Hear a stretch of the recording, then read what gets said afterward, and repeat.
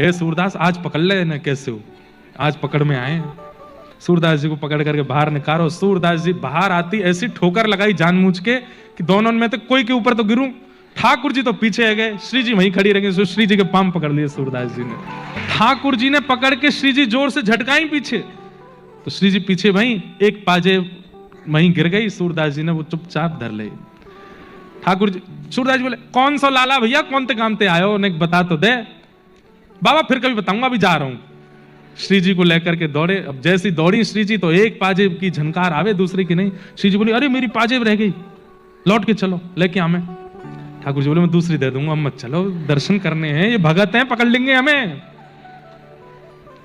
श्री जी बोली नहीं, मुंह को तो वही चाहिए, यही मारे ना लेके जाऊं कहीं भी, चुपचाप चलो जाऊं मैं। अरे जितनी कृपा करनी है मैंने कर दी, काय को वापस सबरी उड़ेल दोगी, पूरा कृपा भंडार लुटाए दो आप तो। अरे वो सूरदास सूरदास रहन दो वाकू, नहीं चलो। लौट करके आए, बोले बाबा हाँ रे लाला मैं वही हूं, जाने निकारो आपको। बोले अच्छा क्या कह रहे हो, मेरी सहेली संग में आई, बाकी एक पाजेब रह गई यहाँ पे, आपने देखी? सूरदास जी बोले देख तो सकूं ना हूं मैं। बोले तो मिली आपको? तो सूरदास जी बोले ये है का? हाँ हाँ बाबा यही है।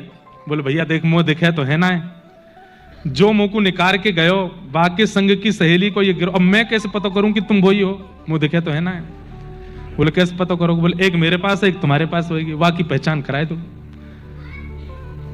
तो ये संग जो सहेली है बातें क्या अपने पाम आगे करे, बाकी पाजेब एक बार मैं देख लूंगा तो दूसरी पहना दूंगा। किशोरी जी आगे चली गई, ले बाबा मेरे पाम देख।